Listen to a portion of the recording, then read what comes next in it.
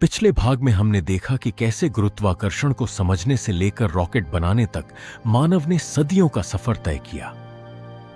Newton ने हमें गुरुत्वाकर्षण समझाया, त्सियोल्कोव्स्की ने अंतरिक्ष तक पहुंचने का गणित दिया, रॉबर्ट गोडार्ड ने तरल ईंधन वाला रॉकेट उड़ाया, और फिर द्वितीय विश्व युद्ध ने रॉकेट विज्ञान को एक नया लेकिन बेहद भयावह रूप दे दिया।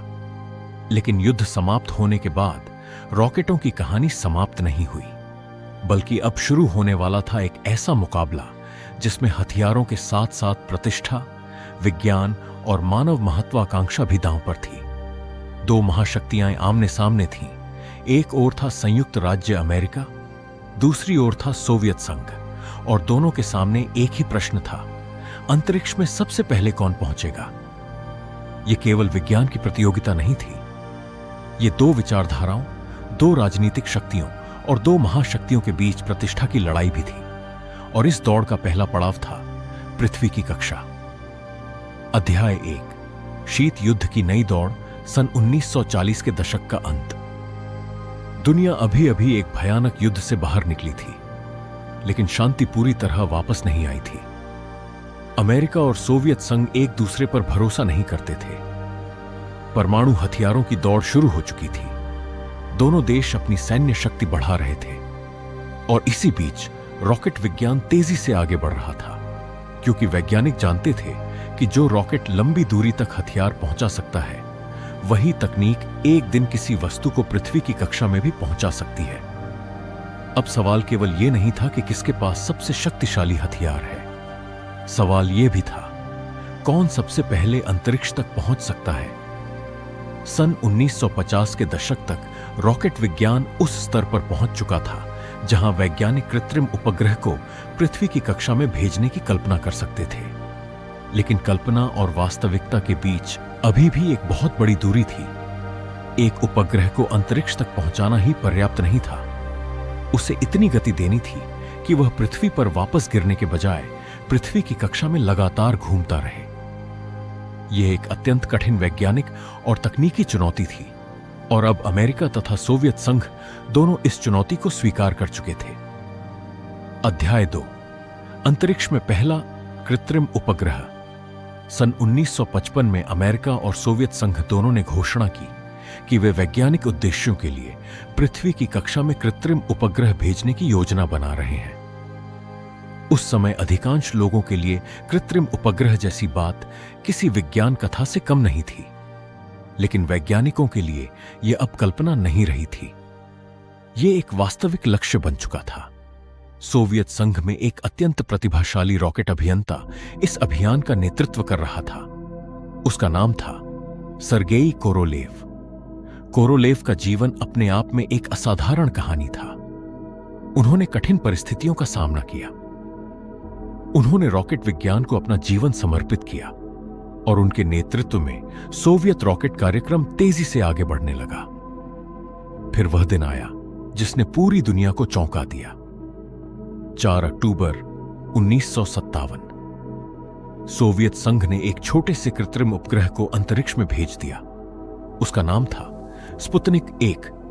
दिखने में यह बहुत साधारण था, एक धातु का गोलाकार यान जिसके साथ रेडियो एंटीना जुड़े हुए थे।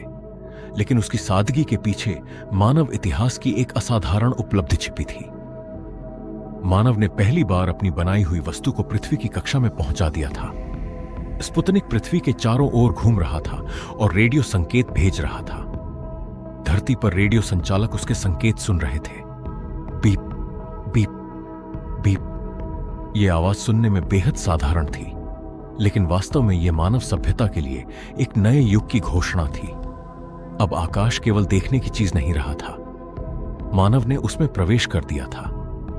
अध्याय 3, एक छोटी सी धातु की गेंद और पूरी दुनिया में हलचल। स्पुतनिक बहुत बड़ा नहीं था, उसमें कोई इंसान नहीं था, उसमें कोई शक्तिशाली कैमरा भी नहीं था।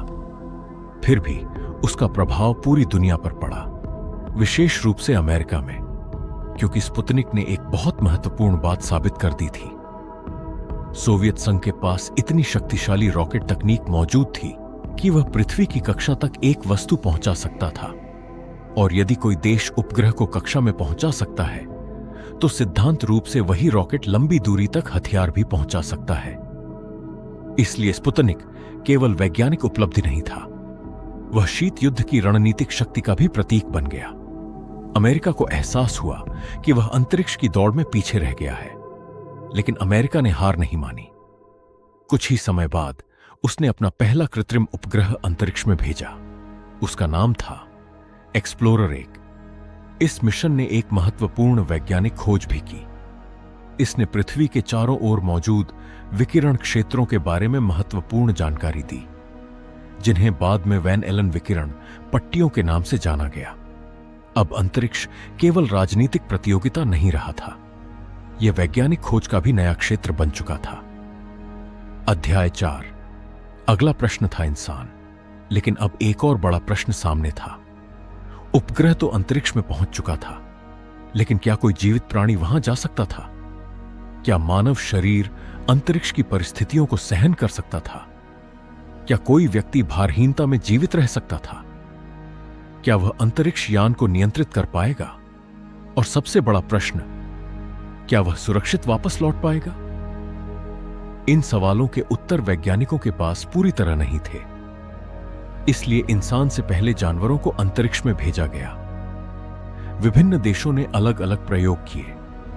इन अभियानों ने वैज्ञानिकों को यह समझने में सहायता दी कि प्रक्षेपण, भारहीनता और अंतरिक्ष यात्रा का जीवित शरीर पर क्या प्रभाव पड़ सकता है। लेकिन धीरे धीरे यह स्पष्ट होने लगा था कि अगला बड़ा कदम मानव का होगा। अब कोई जानवर नहीं, अब अंतरिक्ष में जाने वाला यात्री स्वयं इंसान होगा। और इस ऐतिहासिक मिशन के लिए चुना गया एक युवा सोवियत वायुसेना अधिकारी। उसका नाम था यूरी गागरिन। अध्याय 5। Yuri Gagarin. यूरी गागरिन का जन्म 9 मार्च 1934 को सोवियत संघ में हुआ था। उनका परिवार साधारण था, लेकिन बचपन से ही उन्हें उड़ान और आकाश में रुचि थी। वह आगे चलकर वायुसेना के पायलट बने। जब सोवियत संघ ने अंतरिक्ष यात्रियों के चयन की प्रक्रिया शुरू की, तब गागरिन उन उम्मीदवारों में शामिल हुए जिन्हें कठिन प्रशिक्षण के लिए चुना गया। यह प्रशिक्षण सामान्य पायलट प्रशिक्षण जैसा नहीं था। उन्हें अत्यंत कठिन शारीरिक और मानसिक परीक्षणों से गुजरना पड़ा। उन्हें भारहीनता की स्थिति का अभ्यास कराया गया। उन्हें अंतरिक्ष यान की प्रणालियां समझाई गईं। उन्हें आपातकालीन परिस्थितियों के लिए तैयार किया गया। और सबसे महत्वपूर्ण बात, उन्हें उस अज्ञात के लिए तैयार किया जा रहा था जिसके बारे में मानव को अभी बहुत कम जानकारी थी, क्योंकि यह केवल किसी नए विमान को उड़ाने जैसा नहीं था। यह पहली मानव अंतरिक्ष उड़ान होने वाली थी और कोई भी निश्चित रूप से नहीं जानता था कि इसका परिणाम क्या होगा। अध्याय 6। 12 अप्रैल 1961 फिर आया, वह दिन जिसने मानव इतिहास को हमेशा के लिए बदल दिया। 12 अप्रैल 1961 सोवियत संघ एक रॉकेट प्रक्षेपण के लिए तैयार था।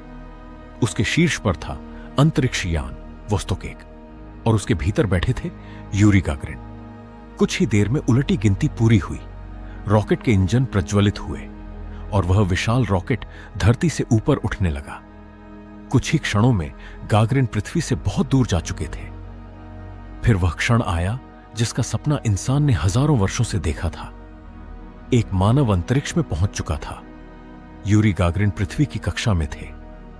मानव इतिहास में पहली बार उन्होंने पृथ्वी के चारों ओर एक चक्कर लगाया। पूरी उड़ान लगभग 108 मिनट की थी। आज 108 मिनट शायद बहुत लंबा समय नहीं लगता, लेकिन उस दिन इन 108 मिनटों ने मानव सभ्यता की सीमाएं बदल दी थी। एक ऐसा काम जो कभी असंभव लगता था, अब वास्तविकता बन चुका था। अध्याय 7। अंतरिक्ष से दिखाई देने वाली पृथ्वी। यूरी गागरिन से पहले इंसान ने पृथ्वी को हमेशा उसकी सतह से देखा था, लेकिन अब पहली बार किसी इंसान ने पृथ्वी को अंतरिक्ष से देखा। ऊपर से पृथ्वी कैसी दिखाई देती होगी? एक नीला ग्रह, चारों ओर काला अंतरिक्ष, नीचे फैले हुए महासागर, सफेद बादल और दूर दूर तक कोई राजनीतिक सीमा नहीं। ऊपर से देखने पर कोई देश अलग दिखाई नहीं देता, न कोई सीमा रेखा, न कोई युद्ध क्षेत्र, न कोई झंडा, सिर्फ एक ग्रह, हमारा ग्रह।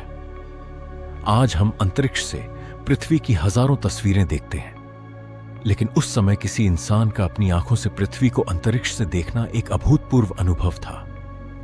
यूरी गागरिन ने केवल अंतरिक्ष में यात्रा नहीं की थी, उन्होंने मानवता को अपने घर को एक नए दृष्टिकोण से देखने का अवसर दिया था। अध्याय 8, अमेरिका के सामने नई चुनौती। यूरी गागरिन की सफलता के बाद सोवियत संघ ने अंतरिक्ष की दौड़ में एक बड़ी बढ़त हासिल कर ली थी। स्पुतनिक पहले ही इतिहास बना चुका था, अब एक इंसान भी अंतरिक्ष में जा चुका था। अमेरिका के सामने चुनौती बहुत बड़ी थी, लेकिन अमेरिका ने पीछे हटने के बजाय अपना लक्ष्य और भी बड़ा कर दिया। यदि सोवियत संघ अंतरिक्ष में इंसान भेज सकता है, तो अमेरिका को कुछ ऐसा करना होगा जो पूरी दुनिया को चौंका दे। और इसी समय एक ऐतिहासिक लक्ष्य सामने आया, चंद्रमा।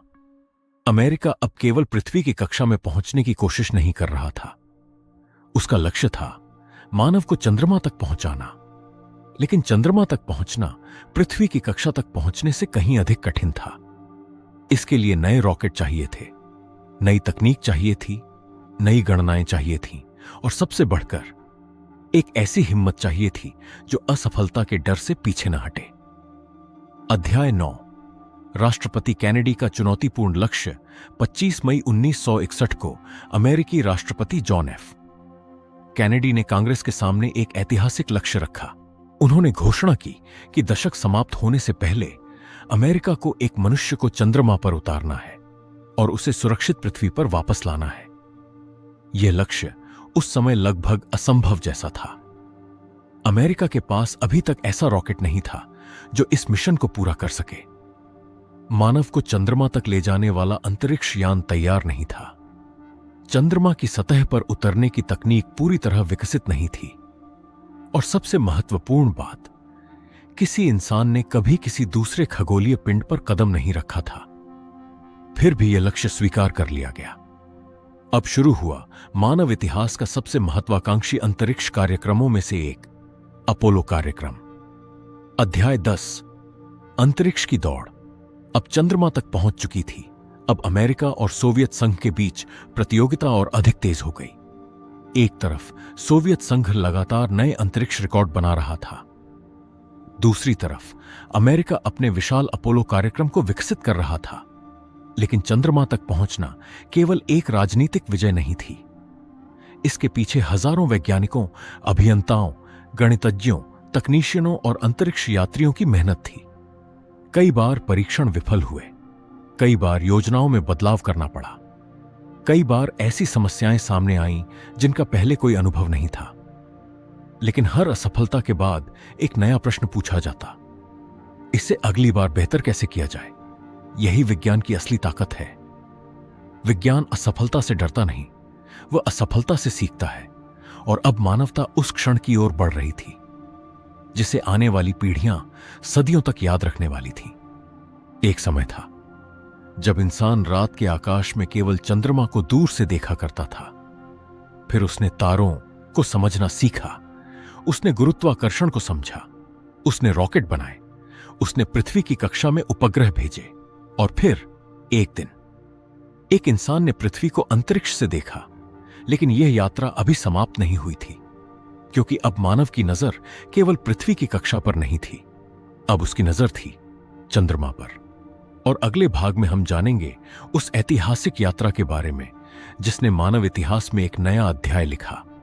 हम जानेंगे अपोलो कार्यक्रम कैसे शुरू हुआ, चंद्रमा तक पहुंचने के लिए वैज्ञानिकों ने कौन सी तकनीक विकसित की, अपोलो 1 की त्रासदी ने पूरे कार्यक्रम को कैसे बदल दिया, नील आर्मस्ट्रॉन्ग और उनके साथियों ने किस तरह इतिहास रचा, और आखिर वह क्षण कैसा था जब पहली बार किसी इंसान ने चंद्रमा की सतह पर कदम रखा।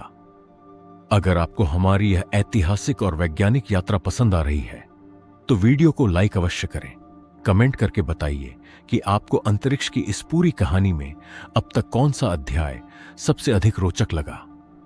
और इतिहास, विज्ञान तथा अंतरिक्ष की ऐसी ही प्रामाणिक और रोचक डॉक्यूमेंट्री के लिए हिस्टोरियन इडियट को सब्सक्राइब करना बिल्कुल न भूलें। मैं फिर मिलूंगा मानव इतिहास की सबसे महान अंतरिक्ष यात्राओं में से एक की कहानी के साथ। तब तक के लिए नमस्कार। We choose to go to the moon in this decade and do the other things, not because they are easy, but because they are hard. Because that goal will serve to organize and measure the best of our energies and skills. Because that challenge is one that we're willing to accept, one we are unwilling to postpone, and one we intend to win, and the others too.